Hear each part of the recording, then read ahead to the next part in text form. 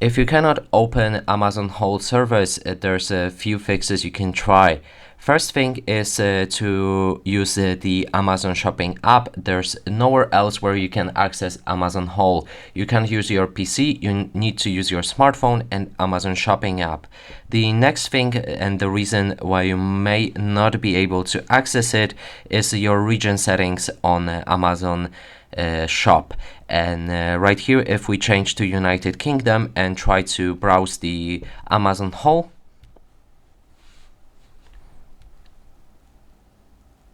as you can see, the feature is not available. If we search it, there's no Amazon Whole. But instead, if we change to the United States and click on Done,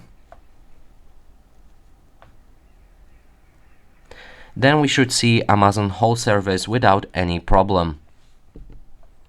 And that is two fixes I found to actually reveal your Amazon Whole.